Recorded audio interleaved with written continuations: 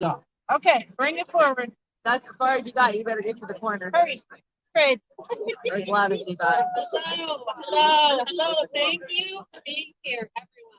This is my full volume, so I'm just. We're gonna have to come closer to get that. I am Anna Johnson Duque. I'm the chair of the Libertarian Party of Washington. We also have, thank you so much to everyone who came. We also have Seattle for Assange here. We have M&M Wars. We have the Libertarian Party of Oregon came up. We have the League of Young Communists. So we're libertarians. That is about as far from communism as you can get.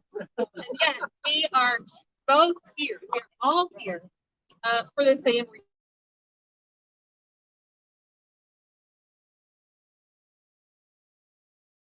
War is the worst. We are here because we are sick of propaganda from the military industrial complex of the worst of the evil empires of the world. We are here because there is a cacophony of voices calling for supporting the calling for more weapons and more death and more spreading democracy as if that has ever and someone, no matter how small the group, and that's why we're hand you over in a moment to Ms. Amber King of Seattle for Assange, who has been out here for a long time for these causes. And thank you to everybody who has been doing this for many years, for decades. 2 decades ago, I was a neocon, voting for some very bad people. And I saw the light thanks to people like you who are here today. So, Amber, thank you.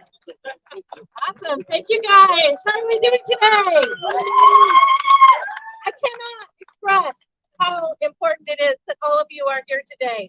It just warms my heart, and hopefully the love in our hearts will work to end these damn wars, end the funding, end the corruption, because now it's not ever, but it could be soon. I have a little something prepared. If I can get to it in the rain. So, good afternoon. Thank you all for coming. My name is Amber King. I am the producer and host with War Media and Seattle for Assange, and I'm here to defend our amendment rights. Each and every one of them is under grave attack right now. I am a Seattle native and a daughter of Cascadia, and I'm here to lend my voice, my family, my efforts to get another war that needs to end. This is paid by our tax dollars. Democracy is being slandered in our name around the globe.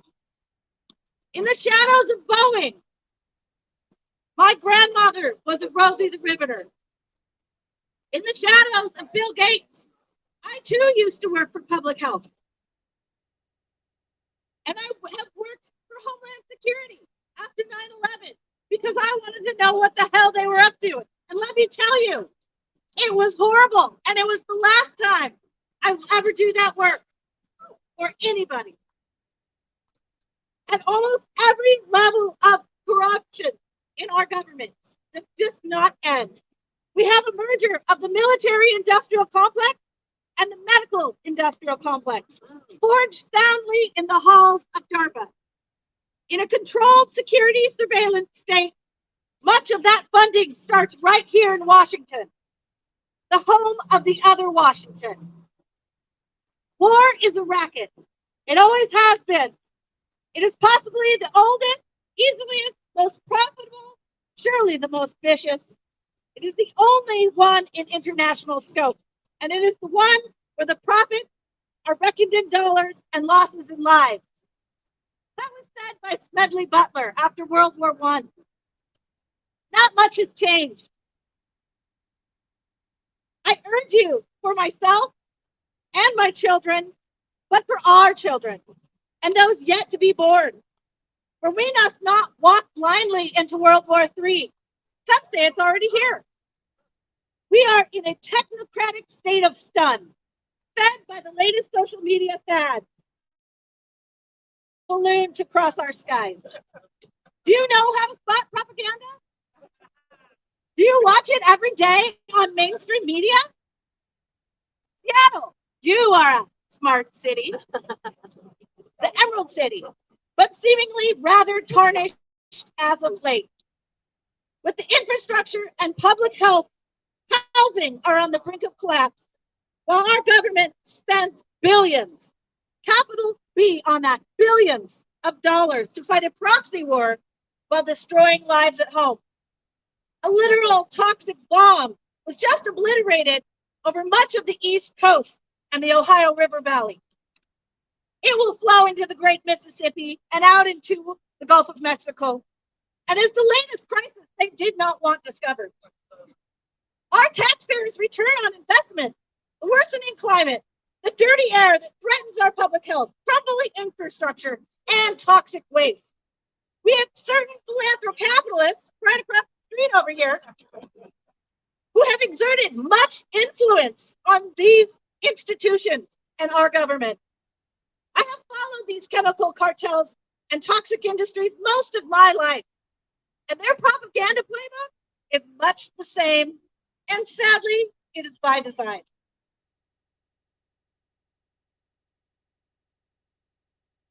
These chemicals were originally byproducts of war for refining petroleum, for jet fuel, that now became fertilizers and plasticizers for a far more deadly war at home.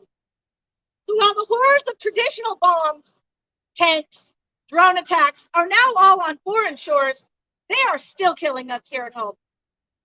With the rise of artificial intelligence, we have a very, very short and limited time to be able to discern truth from fiction, from accident to account.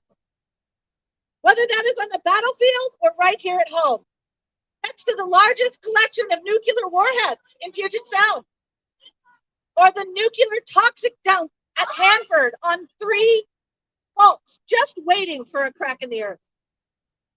We will be rendered useless in seeking organic search terms, as your reality will be unique and crafted only in your liking. We will not be able to get out and meet our neighbors and come together like today and put aside political divides, put aside social constructs, and fight for what matters, peace. We have heroes in free speech, such as Julian Assange. He is sitting in prison for 175 years, facing extradition to the United States for what? For exposing the truth of our war crimes. We have heroes like Seth Rich, who were murdered for exposing the corruption of Washington, D.C., and the political parties that are still running our country. Without the importance of free speech, of protecting our First Amendment rights, we are only left with the parrots of propaganda.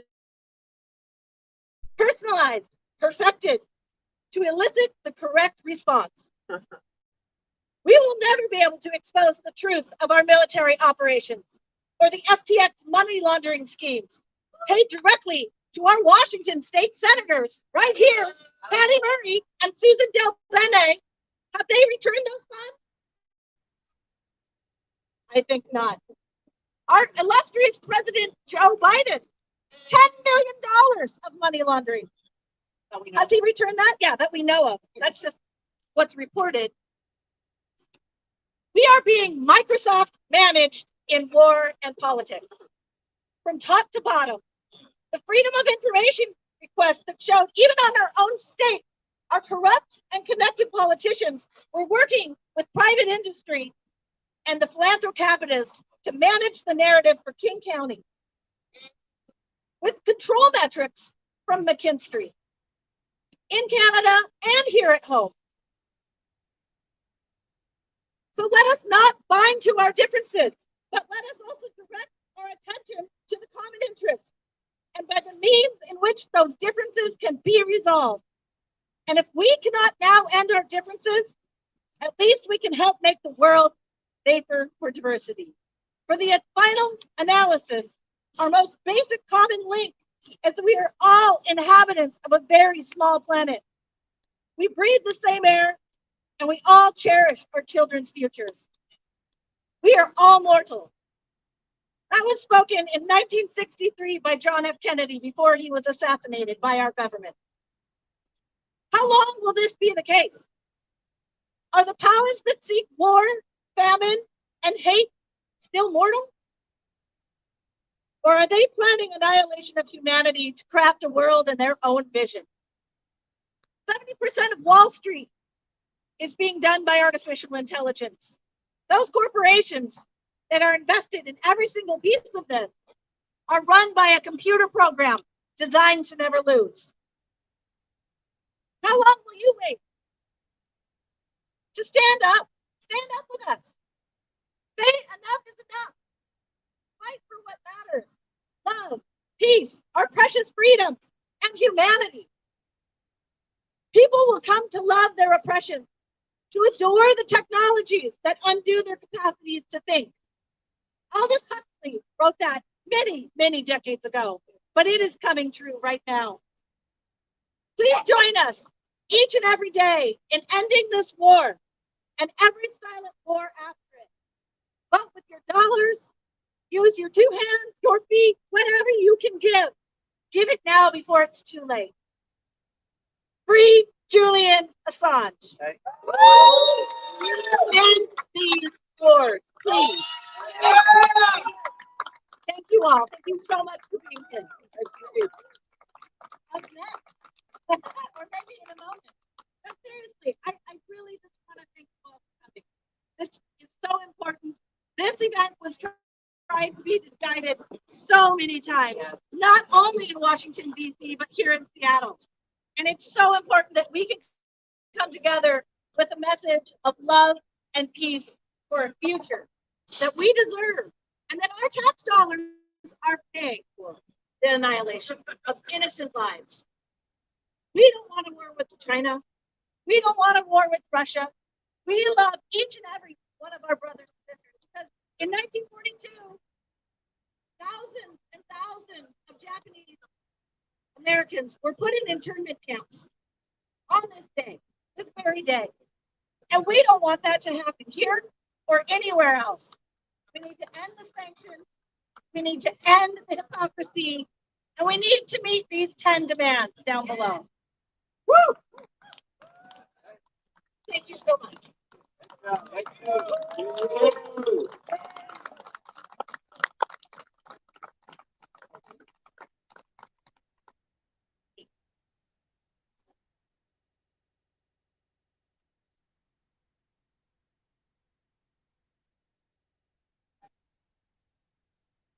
Hey, hey, Seattle, what's up?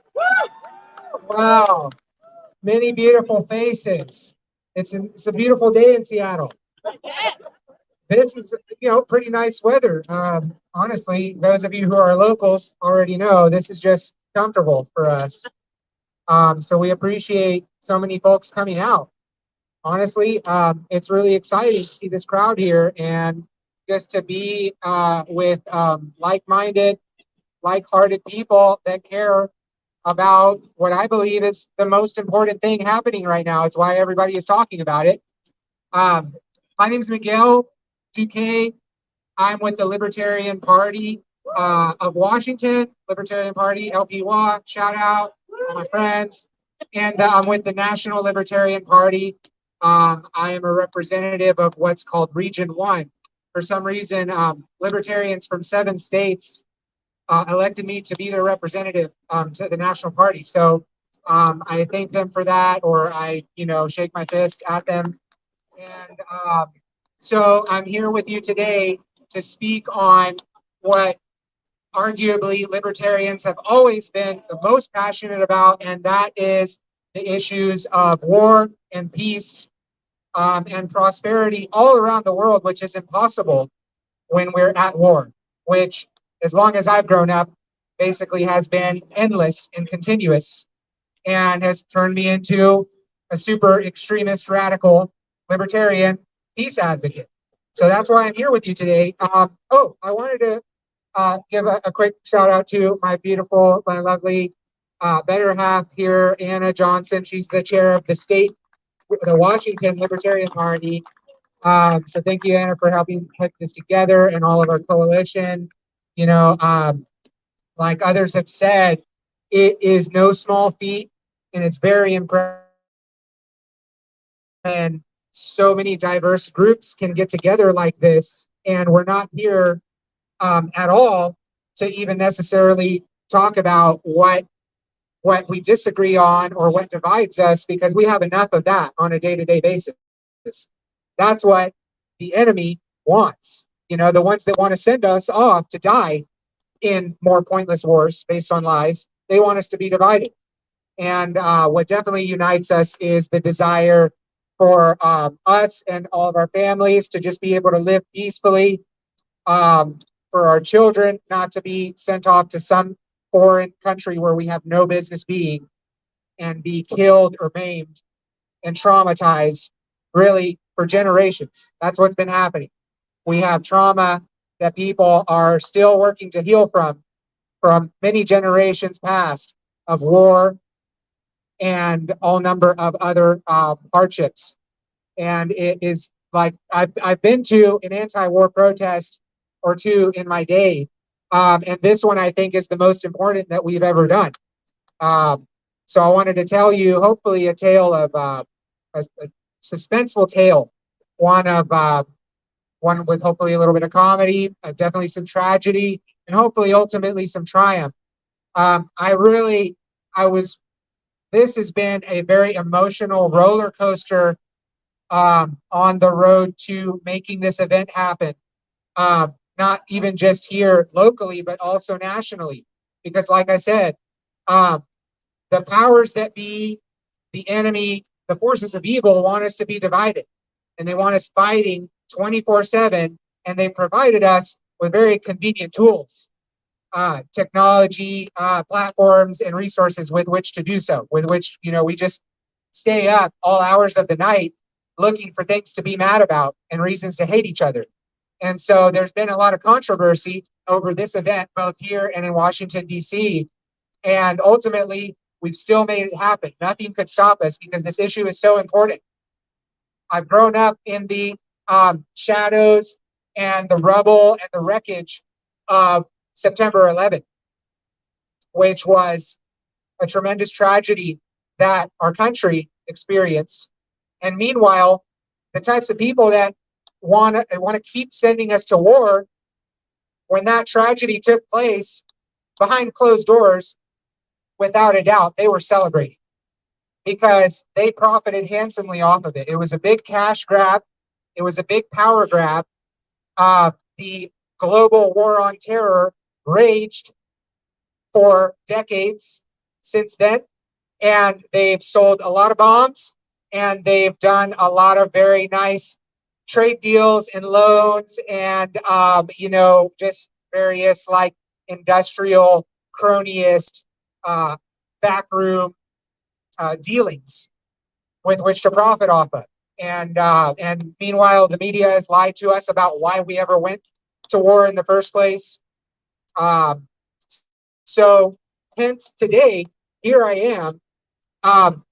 It's the global war on terror, presumably been put on pause or just the back burner, because we've got this whole new thing that is already looking like World War III. We all know that. The media will admit.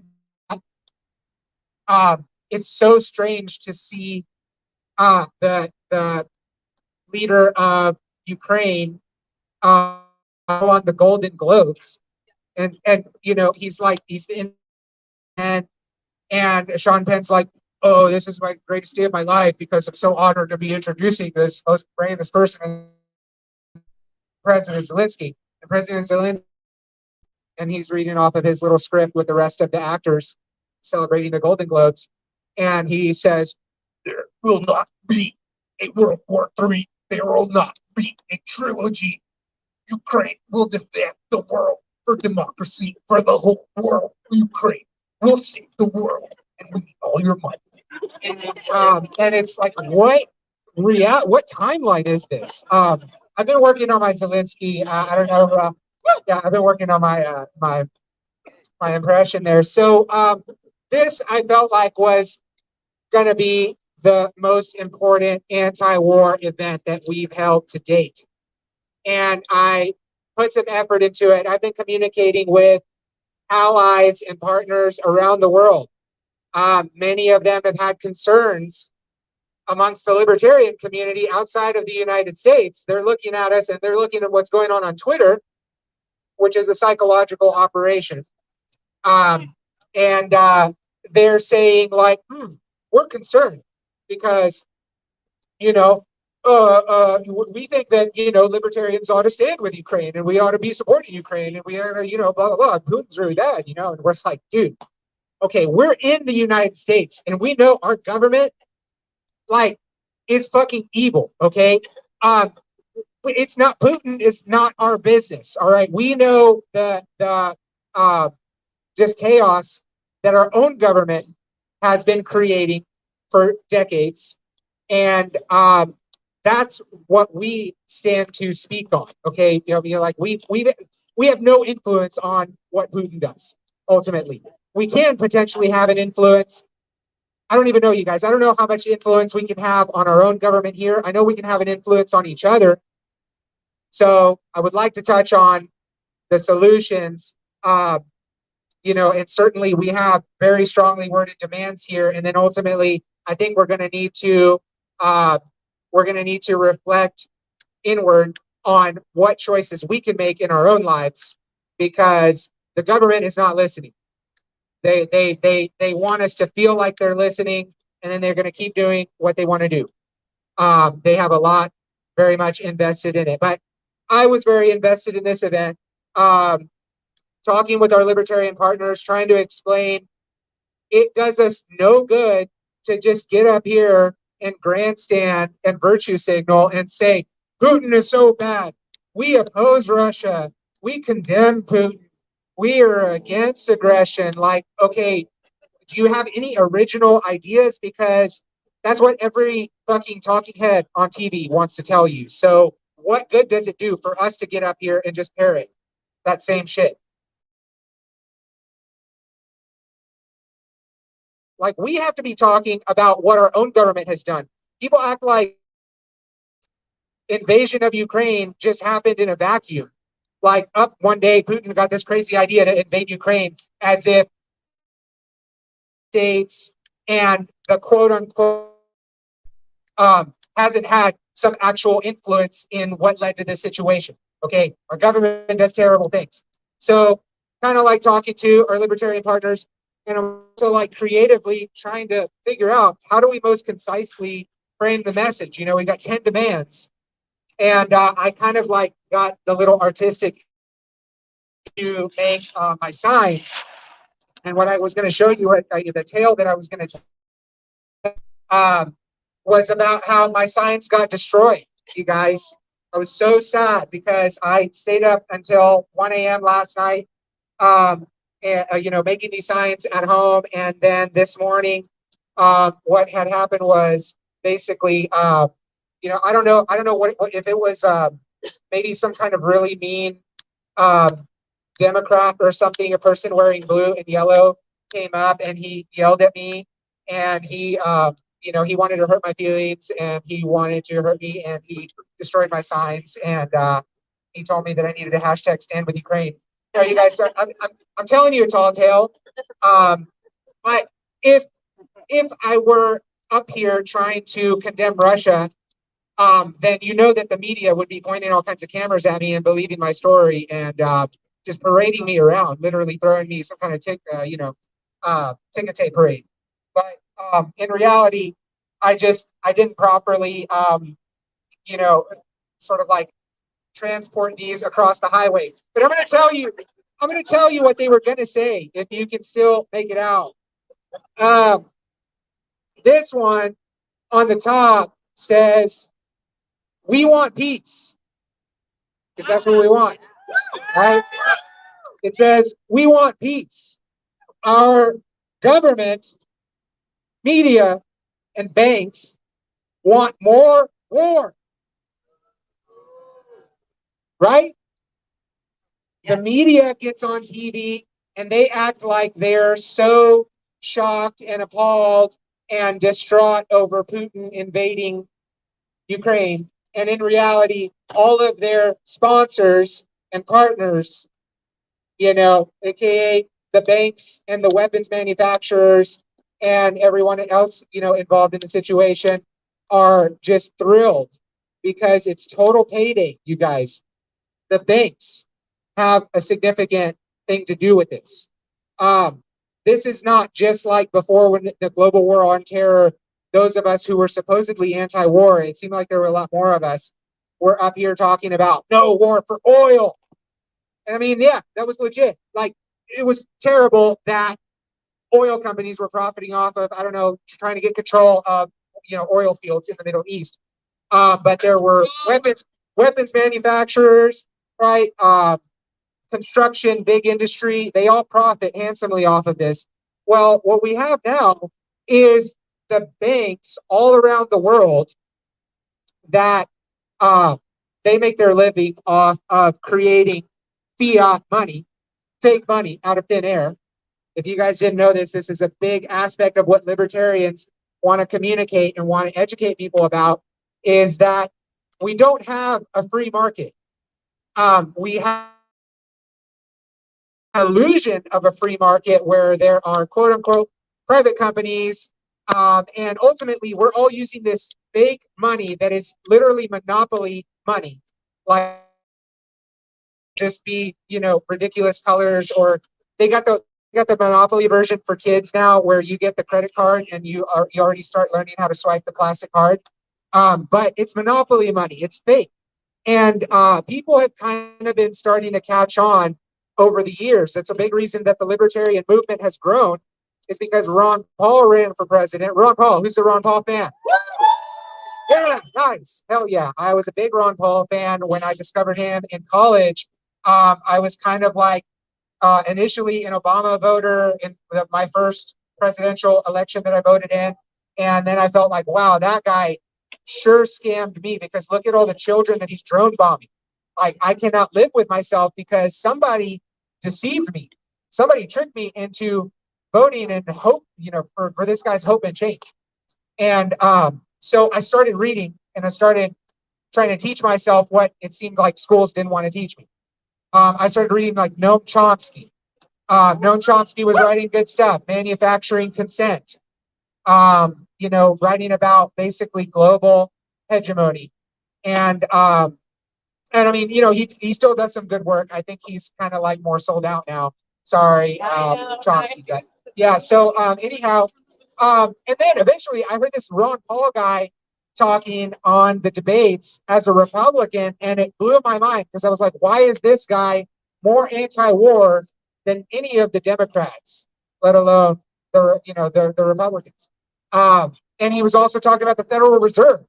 And a lot of people think of that as like weird and quirky and wonky, and they don't understand it like, oh, this guy's a gold bug. He just wants to, I don't know, use gold and silver.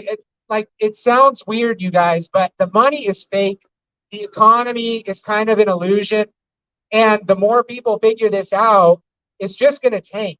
And they keep it alive like a zombie, like straight up Weekend at Bernie's. They just keep injecting who knows what, whatever they can figure out to inject into the economy, just a bunch of fake money, QE3, QE4, QE7.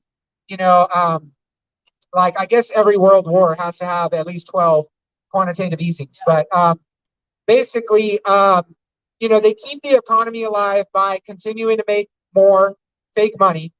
And they know that pretty much the gravy train is going to dry up soon. So what's happening now is it's not just selling bombs and selling big industry, etc.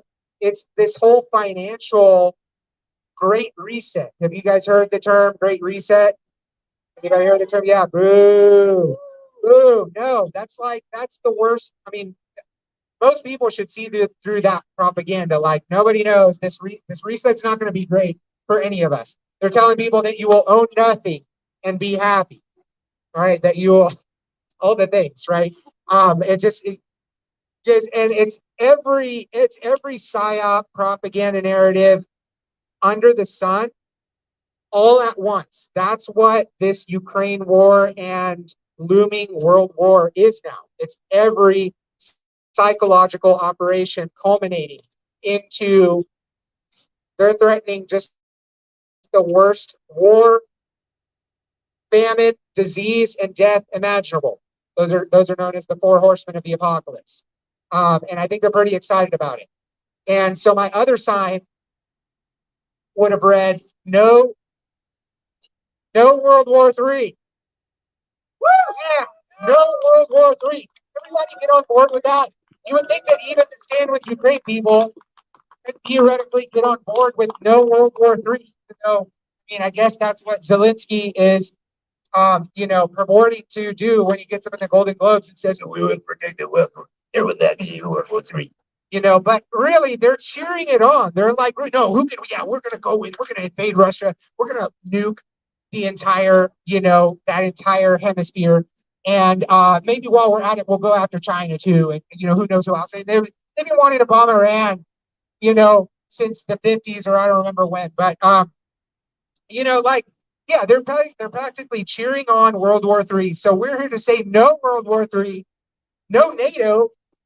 NATO is not, okay, the North Atlantic Treaty Organization, okay, this is not for our self-defense or safety. See, that's propaganda narrative. They're literally, they're on the offensive. They're just out there to take territory, build however many more hundreds or thousands of military bases that they can manage to fund with their funny money.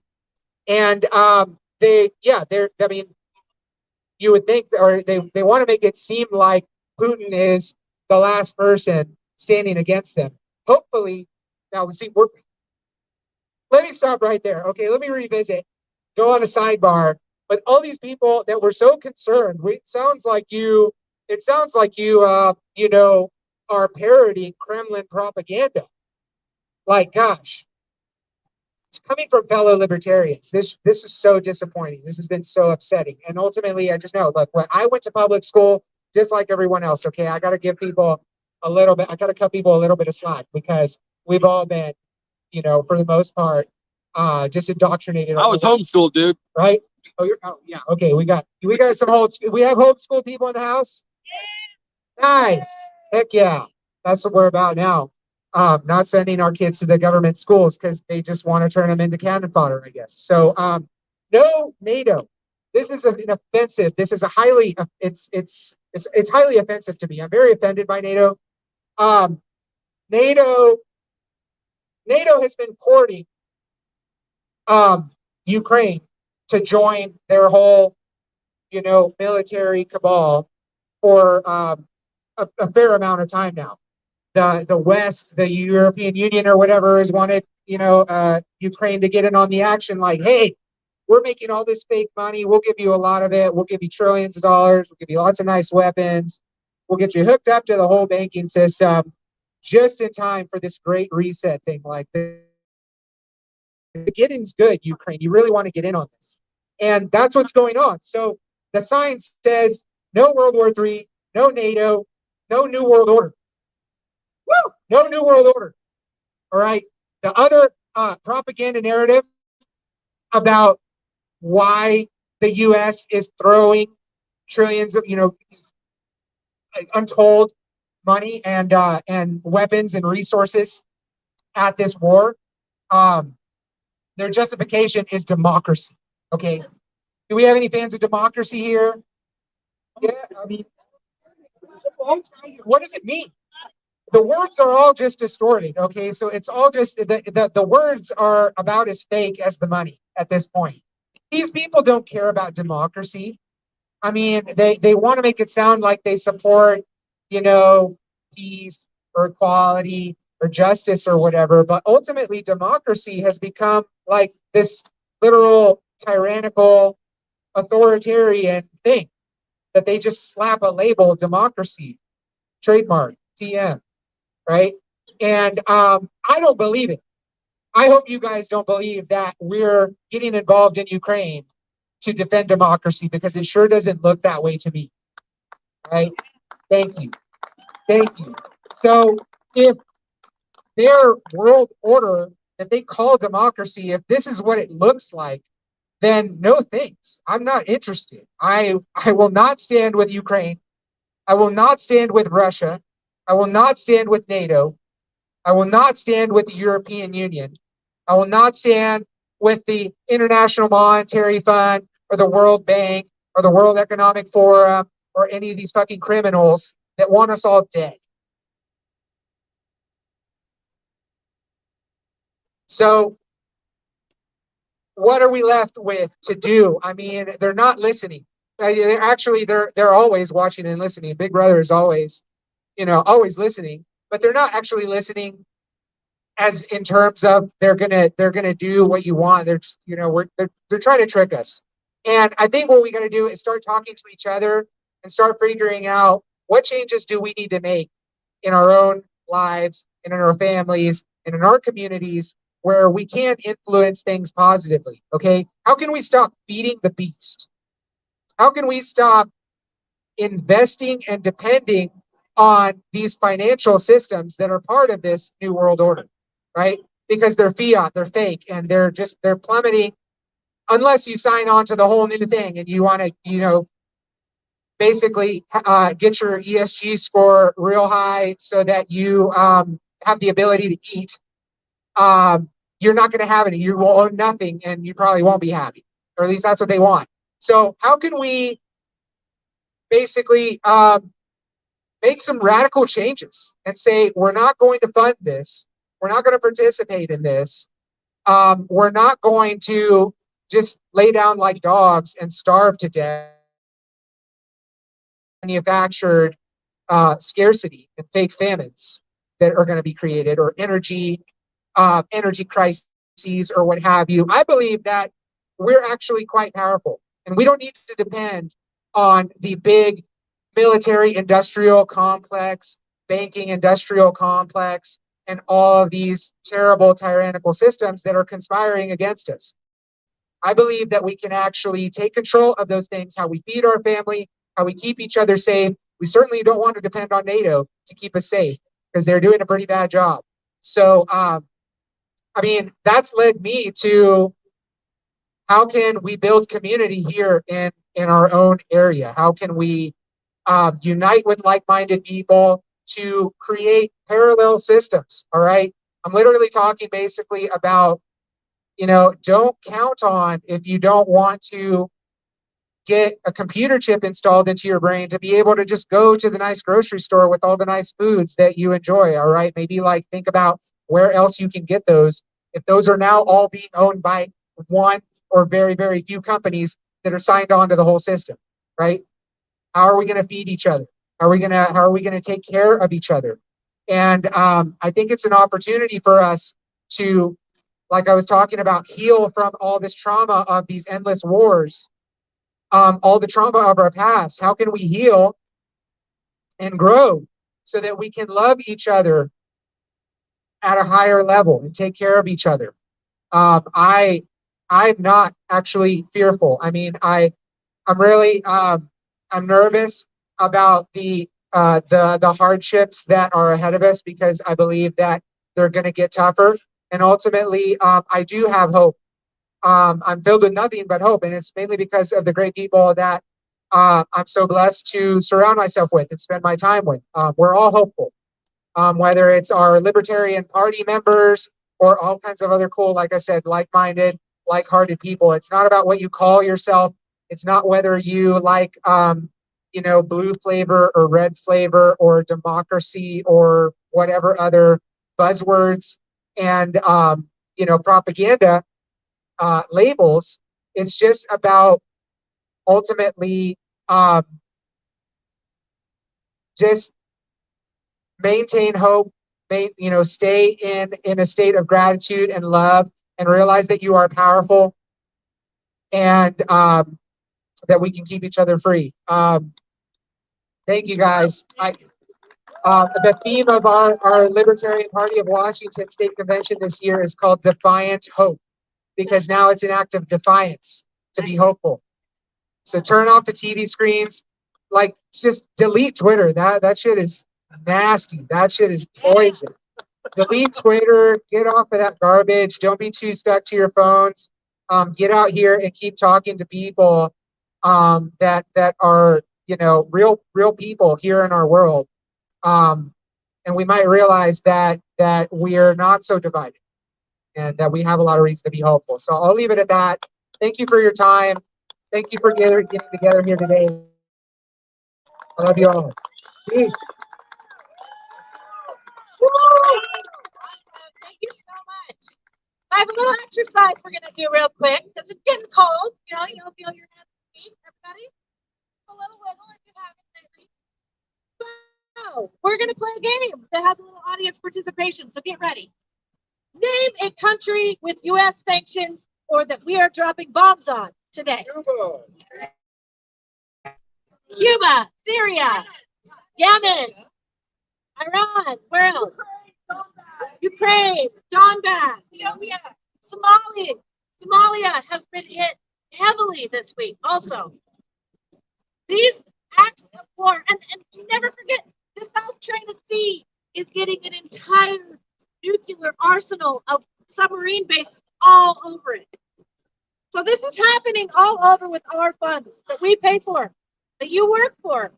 And then we're turning around and we're giving Social Security to citizens of Ukraine and to people of Afghanistan that fled the war.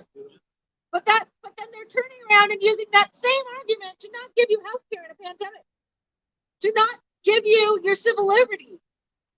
So it's time we recognize these acts of war against the humanity of the world and call them out.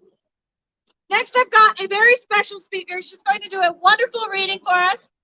If you haven't heard of Camp Dada, she's going to tell you about it. Her name is Natalie Spitzer. Hi, everyone. Thank you so much for being here. Can you hear me? Yeah. Okay. Thank you so much for being here. Thank you to Seattle for Assange and the Damn Wars for giving me the opportunity to speak. My name is Natalie Spitzer. I'm one of the organizers for Camp Dada, Washington. So if you don't know what that is, go to Twitter at @InfoChangeCamp.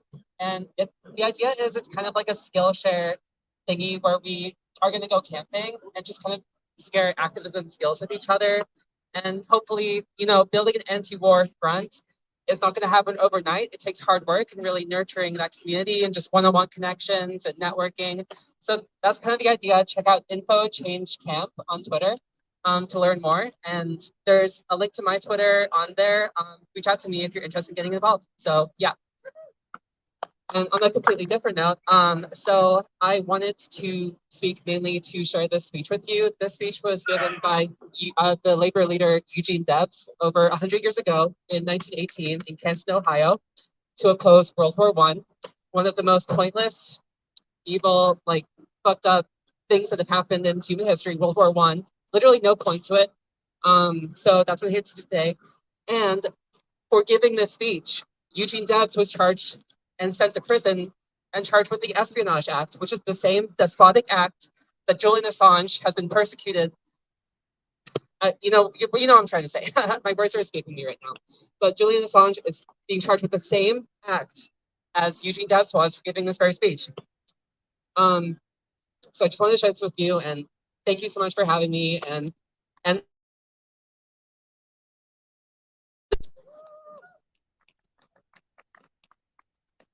in the Middle Ages, the feudal lords and barons, the economic predecessors of the capitalists of our day, declared all wars, and their miserable serfs fought all the battles. The poor had been taught to revere their masters.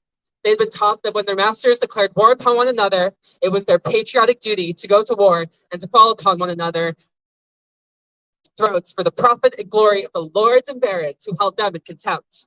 And that is war in a nutshell. It hasn't changed. The master class has always declared the wars. The subject class has always fought.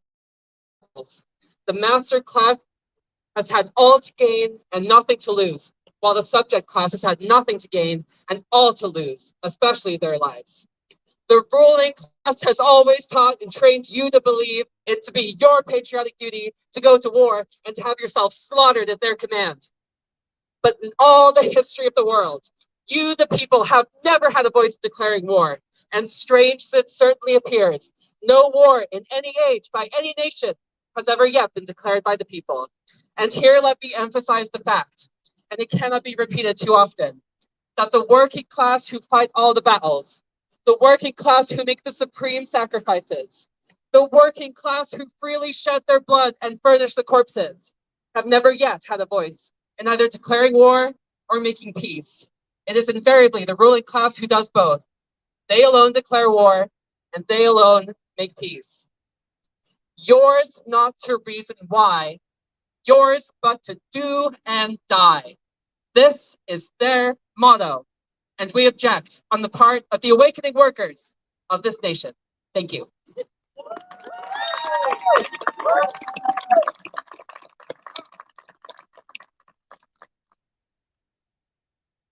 Thank you so much.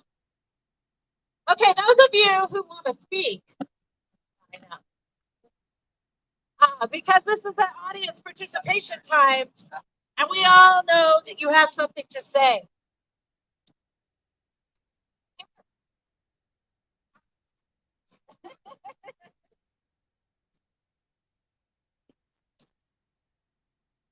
Come on. Okay, yes. What is your name, sir? Frank Bell. Wonderful.